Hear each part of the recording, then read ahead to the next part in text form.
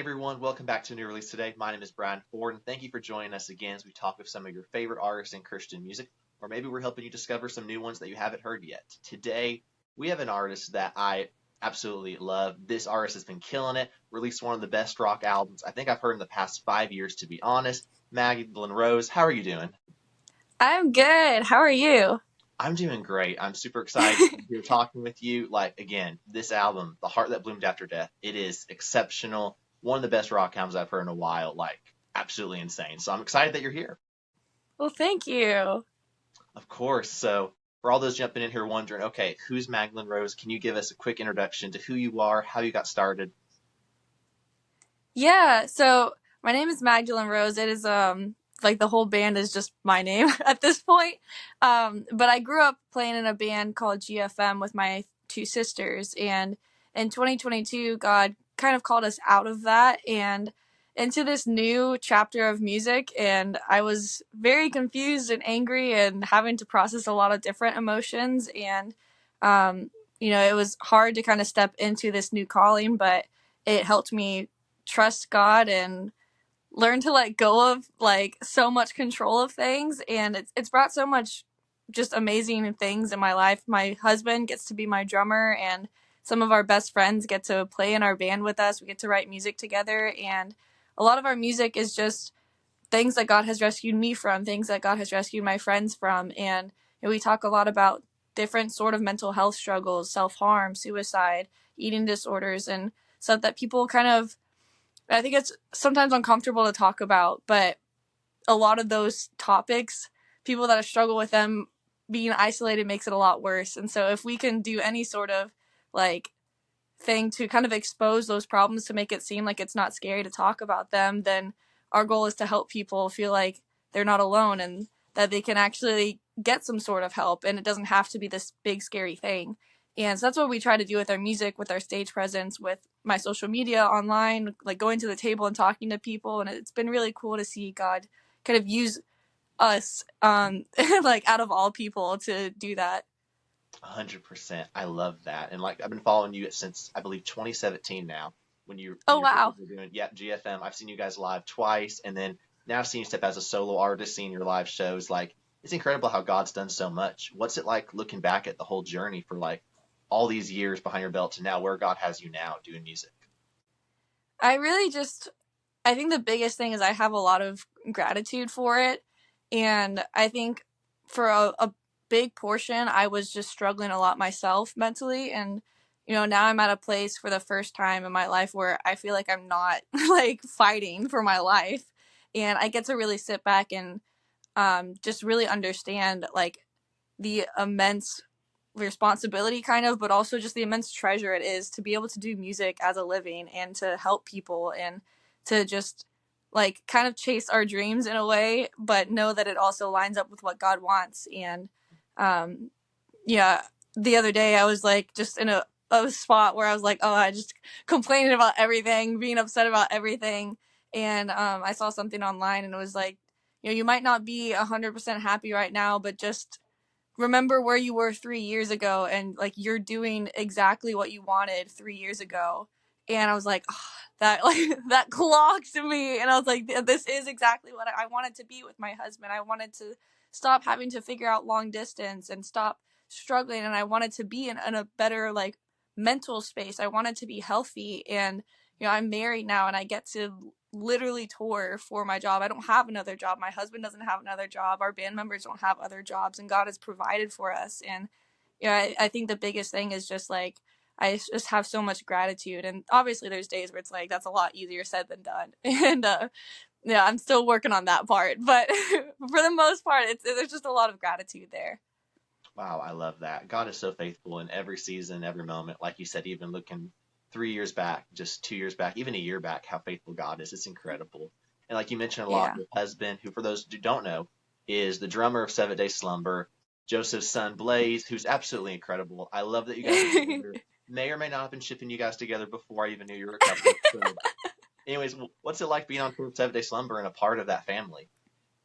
It's so much fun. Even with band member changes and crew member changes, it's just a big family on the road. And, it's not just, oh, it's my in-laws and my husband and, we're just on the road together. It's like a literal party every day and everybody knows how to have fun in like a good sober way, and like we're not having to worry about like checking on crew members and like, oh, are they going to get us in trouble? It's like, no, like we're just literally having like wholesome fun, and we're playing Mario Kart and we're watching movies and we get to go to the mall together, and it's just everybody's friends on the road, and it's really cool. And there's a little bit of that, like, I don't even know, like, it's all boys on the road, so everybody like bullies each other a little bit, but it's all out of love and it's all out of fun, and everybody knows like, oh, nobody is safe. Like, you're gonna get joked about, like like if you're gonna throw a joke at somebody, you're gonna get one right back. And I think that it's so much fun, and like nobody takes anything serious when it comes to that sort of thing, because they just know everybody has love for each other, and it's really cool to be in an environment where like we can be joking 1 second and then literally the next breath someone's like, hey, actually I'm not feeling too good, and then like we're like in emergency mode, we're like, okay, well, what do we do to help, like what are you like, and like trying to figure it out. And it's just a big family atmosphere. That's the best way to do it. I love that. Those guys, for everyone who doesn't know, Seventh Day Slumber are some of the best guys out there I've met on the road. They love Jesus, they love people, and Maggie, you're a perfect fit in that family. Like, I love that all you guys do, especially in the touring and doing music, is incredible. And you guys are on tour currently right now, actually, which I had the opportunity to see you guys live. You performed in my hometown, which was amazing. I was blown away by it. It was a last second trip and so worth it. What's it like on tour doing so many like shows, meeting people, performing these songs live? Um, every day is different, and I think that's a really cool thing. And it's not for everybody, because you are in a different town. You're meeting a lot of people every night. There's not a lot of stability when it comes to environment, and you're crammed into a little tuna can with 12 people, and there's not a lot of like privacy even just for sleeping. Everybody's in bunk beds basically, but it's a lot of fun, and it's really cool to be able to see different parts of the country. And even this year we got to go to Germany, so starting to see different parts of the world together. And um it's awesome. It can be tiring for sure, but then you get to have those concerts where even if there's just two people there, you get to have this amazing conversation, and that's makes it all worth it. And you're like, okay, God, thanks for reminding me of that, because I was feeling a little tired lately, but that conversation really just helped me like keep pushing forward, because we're doing this for a reason, and I needed that reminder. And so even the times where it can get kind of frustrating, or you're just tired,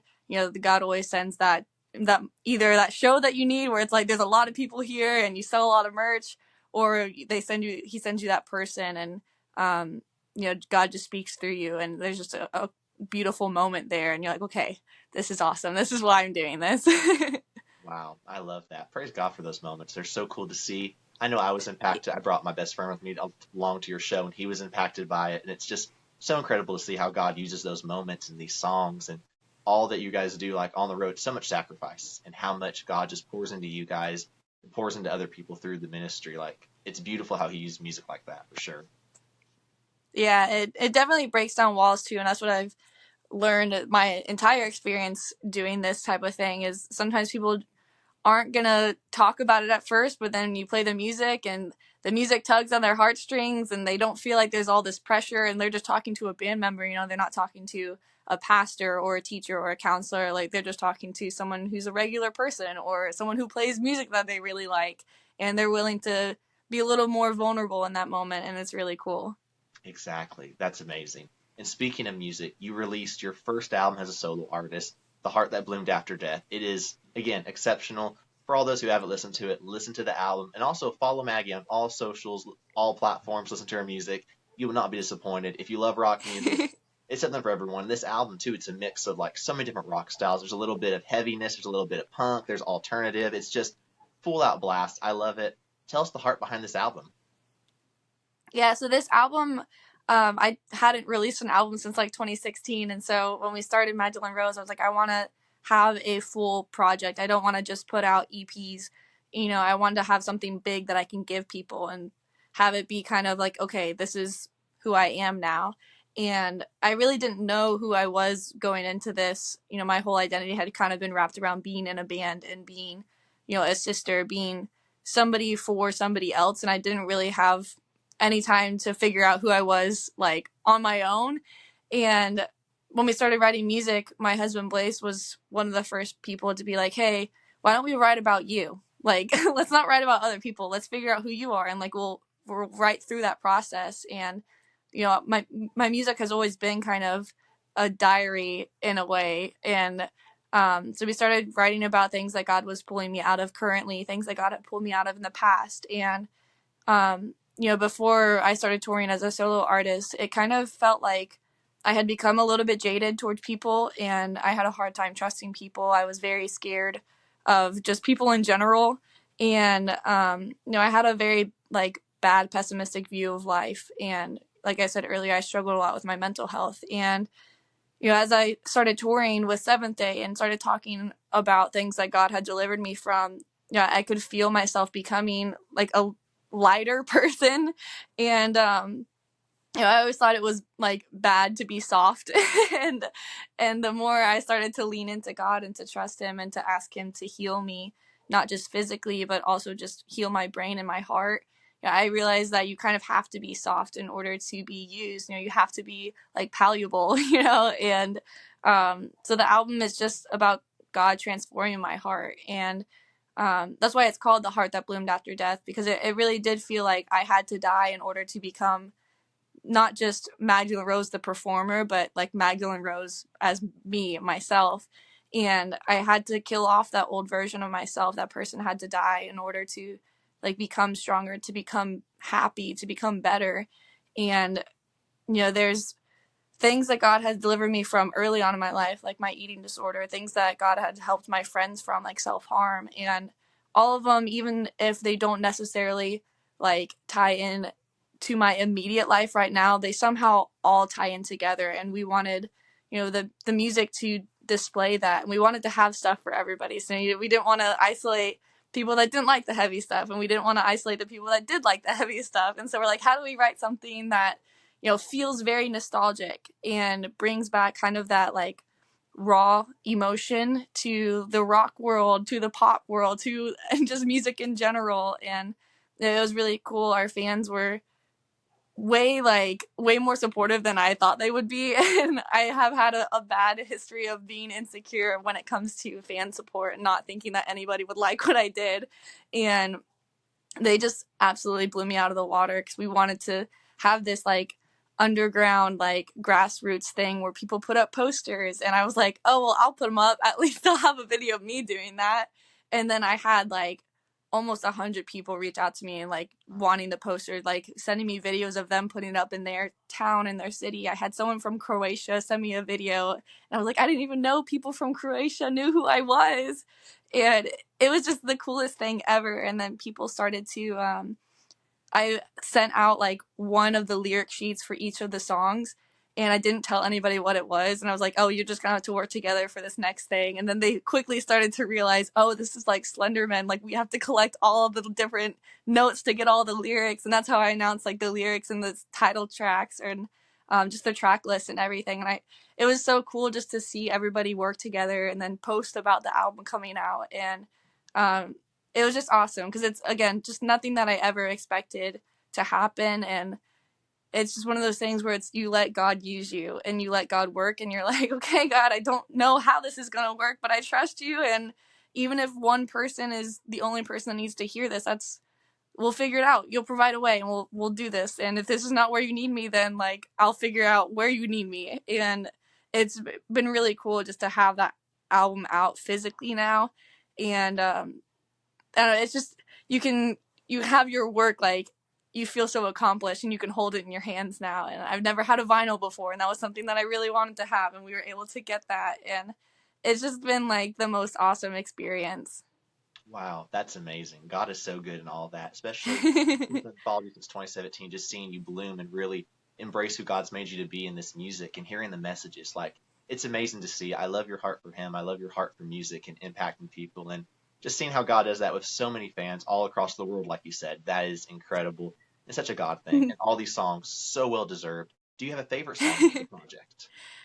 um, they kind of switch. Like every few weeks, I'll be like, actually, never mind. I like this one a lot better.